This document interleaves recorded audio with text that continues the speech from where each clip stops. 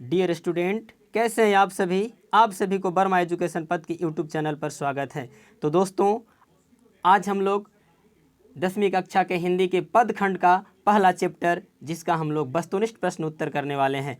हम इससे पहले आपको 2 वीडियो में इसी प्रथम चैप्टर के विषय में आपको बताया। एक वीडियो जो आपके लिए मैंने बनाया था, उसमें इस पहला चैप्टर के जो शीर्षक है, जिसका नाम राम नाम बिनु बिरथे जगी जनमा और जो नर दुख में दुख नहीं माने, इनके लेखक के विषय में बताया था। और दूसरा जो वीडियो आपको बनाया, इसके भावार्थ के बारे में आपको बताया था। और आज हम लोग जानेंगे, ऑब्जेक्टिव प्रश्न उत्तर करेंगे इस चैप्टर से। तो चलिए बिना देर किए हुए हम लोग चलते हैं प्रश्नोत्तर की तरफ। क्वेश्चन है, गुरु नानक का जन्म कब हुआ था? तो आपको याद होना चाहिए कि मैंने पहले भी आपको बताया कि गुरु नानक का जन्म 1469 ईस्वी में हुआ था। तो याद रखिएगा, गुरु नानक का जन्म कब हुआ था? 1469 ईस्वी में। बिल्कुल सही याद रखा है आपने। अगला क्वेश्चन है, गुरु नानक का जन्म स्थान है, यानी गुरु नानक का जन्म कहाँ हुआ था? तो आपको पहले भी बताया था कि गुरु नानक का जन्म कहाँ हुआ था। हाँ, बिल्कुल सही आपने याद रखा है, तलवंडी ग्राम में। कहाँ? तलवंडी ग्राम में। यह तलवंडी ग्राम कहाँ पड़ता है?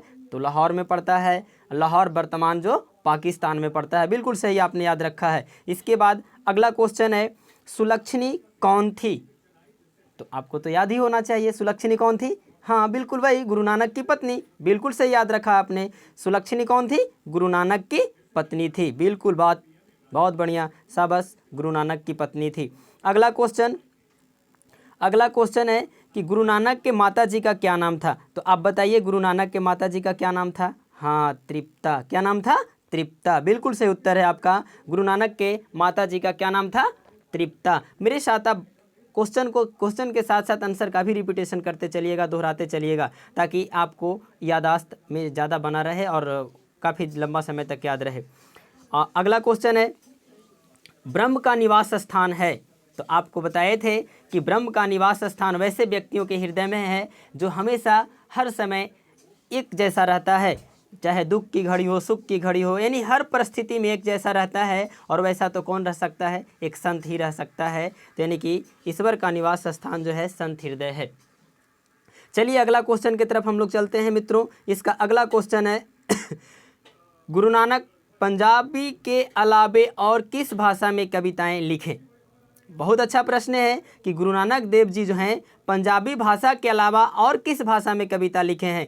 तो आपको बता दें कि गुरु नानक देव जी जो हैं पंजाबी भाषा के अलावा हिंदी में ब्रज भाषा एवं खड़ी बोली, यानी हिंदी में जो ब्रज भाषा होता है, ब्रज भाषा में लिखा है, और खड़ी बोली दोनों, यानी शुद्ध हिंदी में भी और ब्रज भाषा में भी लिखा है। अगला क्वेश्चन, गुरु नानक किस मार्ग के कवि हैं? तो आपको याद होना चाहिए, गुरु नानक किस मार्ग के कवि हैं? हाँ, बिल्कुल सही उत्तर आपने याद रखा है, निर्गुण भक्ति धारा के कवि हैं, यानी इसको हम लोग निर्गुण भक्ति मार्ग भी कह सकते हैं। चलिए अगला क्वेश्चन है, वाणी कब विष के समान हो जाती है? तो आपको तो याद होना चाहिए ना, वाणी कब विष के समान हो जाती है? हाँ, राम नाम बिनु बिरथे जगी जनमा, है ना याद ये वाला पंक्ति, राम नाम बिनु बिरथे जगी जनमा।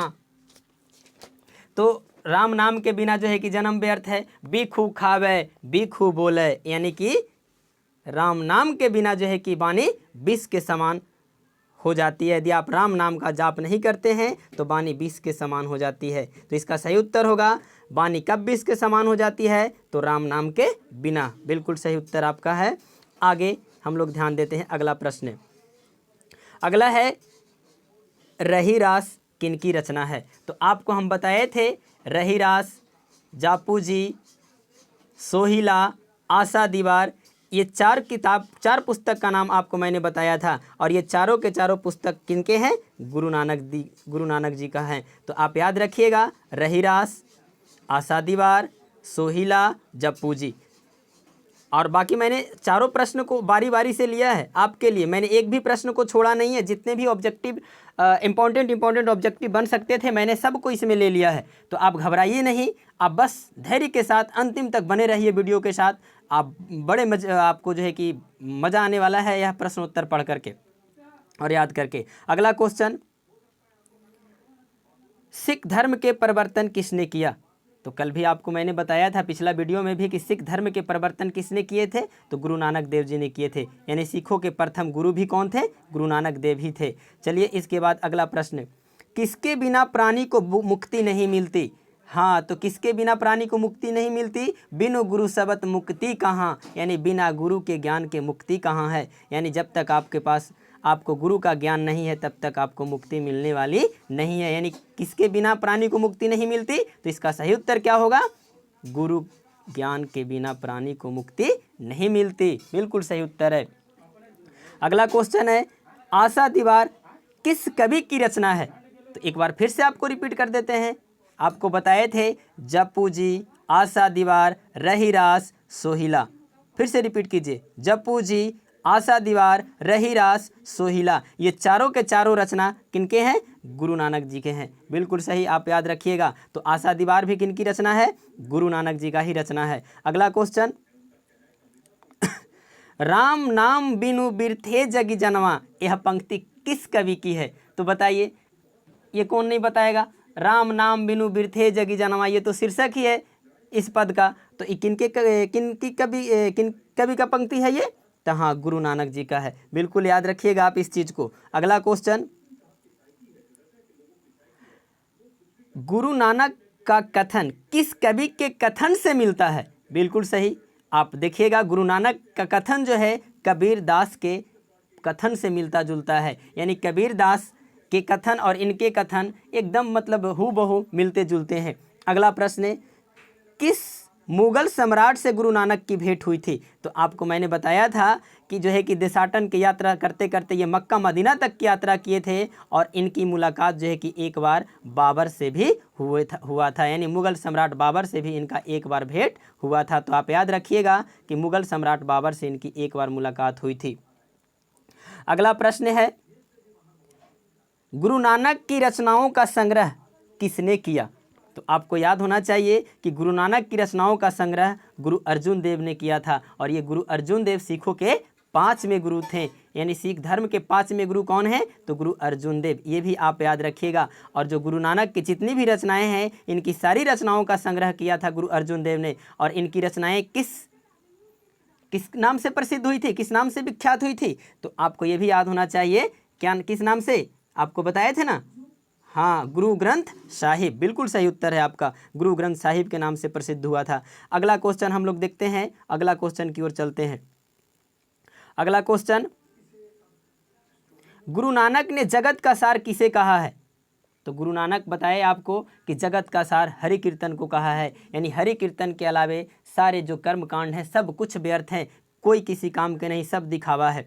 तो इसका सही उत्तर होगा, नानक ने जगत का सार किसे कहा है? तो हरि कीर्तन को कहा है।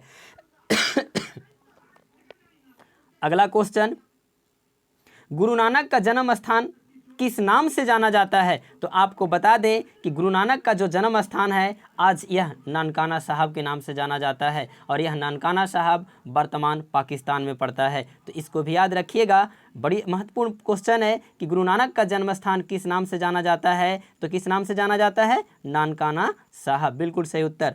अगला क्वेश्चन, जो नर दुख में दुख नहीं माने किस कवि की कृति है? गुरु नानक की कृति है, ये कौन नहीं बता सकता है? हर किसी को याद होगा कि जो नर दुख में दुख नहीं माने किसकी कृति है? तो गुरु नानक की कृति है। जप्पू जी किन की कृति है? तो जप्पू जी भी किन की कृति है? गुरु नानक की कृति है। अगला क्वेश्चन, नानकाना साहब कहाँ अवस्थित है? तो अभी अभी आपको मैंने बताया कि नानकाना साहब कहाँ अवस्थित है। हाँ, कहाँ? बिल्कुल सही उत्तर आपका, पाकिस्तान में अवस्थित है नानकाना साहिब। अगला, गुरु नानक की रचनाओं का संग्रह किस वर्ष किया गया? तो आपको याद होना चाहिए कि गुरु नानक की संग्रह जो है कि रचनाओं का संग्रह गुरु अर्जुन देव ने 1604 ईस्वी में किया था। बिल्कुल सही याद है आपको, 1604 ईस्वी में गुरु अर्जुन देव ने किया था इनकी रचनाओं का संग्रह। अगला क्वेश्चन, गुरु नानक किसके बिना संसार में जन्म लेना व्यर्थ है? तो आप बता सकते हैं, इसका बड़ी शानदार सा आसान सा आंसर है, किसके बिना संसार में जन्म लेना व्यर्थ है? तो राम नाम के बिना, यानी भगवत नाम के बिना, भगवान के नाम के बिना ये संसार में जन्म लेना व्यर्थ है। तो इसका सही उत्तर आप बताइएगा, भगवत नाम के बिना या फिर राम नाम के बिना संसार में जन्म लेना व्यर्थ है। बिल्कुल सही आपने याद रखा है। आगे आप ध्यान रखिएगा, अगला क्वेश्चन, गुरु नानक के पिता का क्या नाम था? हाँ, तो मैंने पहले भी बताया था कि गुरु नानक के पिता का नाम क्या है, कालू चंद खत्री। बिल्कुल सही याद है आपको, गुरु नानक के पिता का क्या नाम है, कालू चंद खत्री। क्या बात है। चलिए अगला क्वेश्चन की ओर हम लोग चलते हैं। सिख धर्म के प्रथम गुरु कौन थे, बताइए। पहले भी आपको मैंने बताया सिख धर्म के प्रथम गुरु कौन थे, गुरु नानक देव जी। बिल्कुल सही उत्तर आप याद करके रखें अभी तक। अगला, सोहिला किन की कृति है, वाह भाई, सोहिला किन की कृति है, मैंने तो पहले भी बता दिया, जप्पू जी, आशा दीवार, रहीरास, सोहिला किन की कृति है, गुरु नानक की कृति है। तो ये सारे प्रश्न जो है कि मैंने आपको पहले वाले वीडियो में भी करवा दिया है, और आज भी मैंने आपको यहाँ ऑब्जेक्टिव के प्रश्न उत्तर में लिया है। आपको बड़ी आसानी से याद हो जाएगा, और आप याद रखिएगा आने वाले जो है कि आपकी बोर्ड के परीक्षा में किसी प्रकार की कोई परेशानी नहीं होने वाली इस चैप्टर से। अगला प्रश्न है, गुरु नानक देव ने क्या कहते हुए प्राण त्याग दिए, तो बताइए गुरु नानक देव ने क्या कहते हुए अपने प्राण त्याग दिए थे। आपको कल भी मैंने पिछला वीडियो में भी बताया था, वाहे गुरु, गुरु नानक जी अपना प्राण त्याग दिए थे यही शब्द उच्चारण करते हुए, वाहे गुरु। तो आपसे यदि कोई पूछेगा कि गुरु नानक जी क्या कहते हुए अपना प्राण त्याग दिए, तो वाहे गुरु। अगला क्वेश्चन, गुरु नानक की मृत्यु महियल का मानक आधुनिक शब्द है, यानी महियल का अर्थ क्या होता है, तो महियल का अर्थ क्या होता है, धरती पर। क्या होता है, धरती पर। उसके बाद है, गुरु नानक की मृत्यु कब हुई थी, तो गुरु नानक की मृत्यु कब हुई थी, 1539 ईस्वी में। गुरु नानक की मृत्यु कब हुई थी, 1539 ईस्वी में गुरु नानक की मृत्यु हुई थी, ध्यान रखिएगा। उसके बाद, राम नाम बिनु बिरथे जगी जन्मा पद में कवि ने किसकी आलोचना की है, तो बाह्य आडंबर की, यानी बाहरी दिखावा की आलोचना किया है कवि ने इसमें। सिख धर्म के 5वें गुरु कौन थे, तो गुरु अर्जुन देव, मैंने आपको ऊपर भी बताया है। तो इस तरह से आपको जो हिंदी का पद खंड का पहला चैप्टर है, राम नाम बिनु बिरथे जगी जन्मा और जो नर दुख में दुख नहीं माने, लगभग जितने भी महत्वपूर्ण यहाँ से प्रश्न बनने वाले थे, वस्तुनिष्ठ प्रश्न, सभी का संग्रह मैंने आपको यहाँ बताया। मुझे विश्वास है यह वीडियो आपको पसंद आया होगा। यदि आप मेरे चैनल पर अभी तक नए हैं तो मेरे चैनल को लाइक, सब्सक्राइब और शेयर जरूर करें। धन्यवाद। इसके बाद मैं आपसे मिलूँगा अगला वीडियो में, तब तक के लिए नमस्कार, जय हिंद।